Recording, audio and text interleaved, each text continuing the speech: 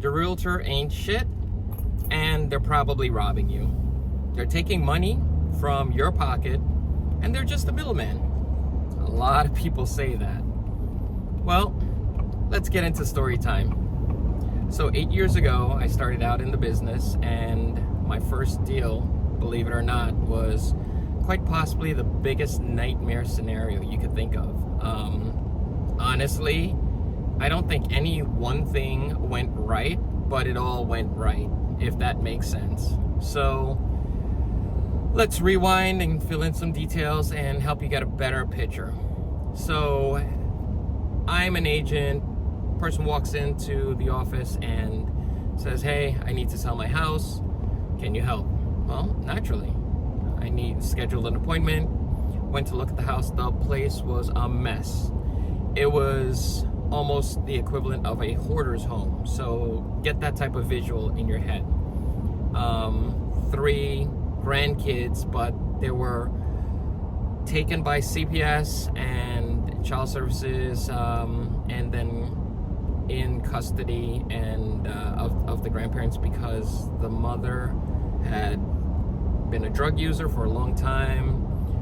Kids had disabilities because of that, so they were on SSID, and that was going to be later on a detail that we need to pay attention to, because that counted as income for these clients, which helped them out of the messed up situation that they were in. And really, it was just a complete mess from start to finish, and to yesterday, which is 8 years later. So I know people are always harping on realtors and agents and this and that, and this is just their money, this and that. Let me tell you something. You are still a human being, and you're interacting with other human beings, with human situations and life situations, and sometimes you could just make it a transaction, or it can be a real world experience. And this is 8 years later that I know these people. I've helped them with 2 transactions, selling that house and then purchasing the house that they're currently in. Now, let's go back and fill in some of this, because like I said, this was beyond the unique, and if you're gonna get a first case scenario of anything that could go wrong type real estate deal, this was it. So again, VA, he didn't put any money down, which means I wasn't sure how much equity the home would have in it at this point. Given the condition, they didn't have any savings. They didn't have money to clean up anything, to do repairs. And the property had survey issues because the neighbor had encroached on their property line for well over 7 years. So now that became part of the neighbor's property, taking some of their property. I tell you, everything that I could think of that could pop up to train me on oh shit was in this deal. Anyway, so the place was a mess, past bugs we needed to clean up, tons of things. The children were all over the place. So showings really, it was temperamental at best. That's the polite way I'll put it.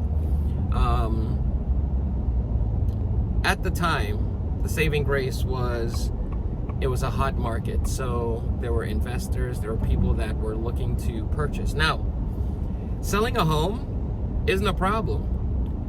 That seller has to find a home. They didn't have any money, and their credit was a mess. Again, VA needed to be a certain threshold, and then he would get his benefits to get a property, but we still needed something to work with. So now we're looking at finding a home buyer for this property that was in a mess, and they needed a leaseback option on top of it. So now I'm looking for an investor, not just a typical buyer. That being said, by the market being so hot, I was able to secure an investor that paid fair market and did the lease back, as long as they were able to schedule some time so they can do the repairs while they had a 1-year lease. In that 1 year, the plan was take that money, put it in an account so you can build up and have some sort of savings, equity, and on top of that, you would be able to then put a down payment and be in a better financial situation. Okay, so almost a year goes by. We stabilize them. I keep in communication, make sure they're doing all the things they're supposed to get rid of debt, build up their credit, and qualify for that VA loan. They do that. And finding a house was challenging, but we did find it.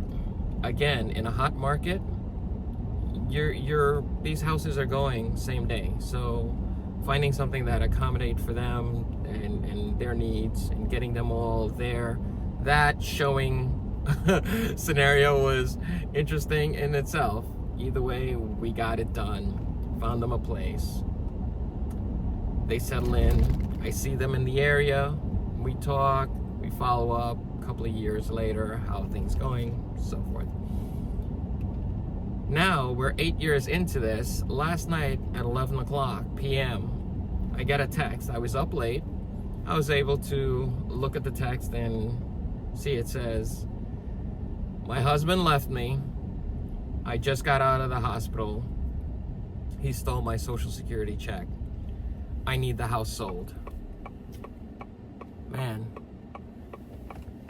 if you think that this type of interaction is something that you find in the real estate course, you're basically not just a life manager, a deal breaker, and a handler of just about any type of scenario you can think of, and a resource for people, getting them in touch with an attorney, and then figuring out how we can unwind this, maybe law enforcement, the whole nine.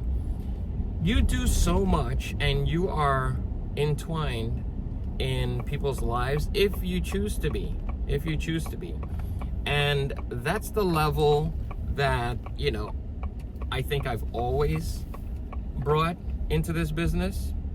It's the human factor. And I don't think that will ever be replaced by AI, by an automated system. There are certain scenarios that things are easier and it works better and faster, sure. That's here or there. There's always one-offs. There's always stuff like that. But in regards to having a person, can you imagine the only person you can turn to in your time of need, being hospitalized for like a week, and then getting out, finding out your husband of maybe 40 years has left you, took every bit of money that you guys have, including your Social Security check for that new month, and is unreachable, and the person you call is the person that will respond to you 8 years later after meeting you. Look, there are tons of arguments as to what compensation should look like for realtors, what's involved, but let me tell you, there is so much more that happens. There's so much more that goes on in a person's life, and the level of involvement that you have and how you affect that person's future outcome, all that stuff. I don't know if you put a dollar on that. I really don't. There are tons of people that would break at that moment and not survive. They might have been a homeless family. I've seen many veterans with PTSD just give up on homes. It just doesn't matter. Things don't make sense, and they could have been homes with equity and they could have gotten out of that. It's just things don't always flow right. You're dealing with humans in this business. And when someone just says, oh, that's not worth 3%, 4%, 6%, whatever number they give you, you really minimize a lot, and a lot of things that happen in the background. And not only is it, across the board, just talking about a general industry and swatting, this is all they do. They just collect their money and they're off. It's not.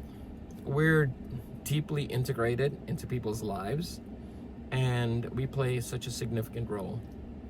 So if you're getting into this business, you'll run into some stuff, and I hope this can help you. There are usually options that either we don't know of or that we can get to. We just haven't discovered it yet. So when you're out there and you're helping people, I hope this encourages you to keep helping those people and be resourceful. Have several numbers: attorneys, divorce attorneys, real estate attorneys, civil attorneys. You need it all. You need handymen, you need contractors, you need electricians, you need plumbers. Real estate is such a all-encompassing business. I just think it's underrated. I really do. The value that people put, especially now in 2026, when everything is about saving a dollar, and who do you turn to that's the cheapest? It's the value. All right? This story is not ended. It's another chapter that's unfolding. I hope to have positive news to bring you about this situation. I've got to do a lot of follow-up, but I will be reaching out and helping that individual and praying, most importantly, for what she has to deal with, and I'll help along the way. If this helps someone, if you like this type of stuff, please feel free to like, share, subscribe, and I'll keep providing more. Have a good day.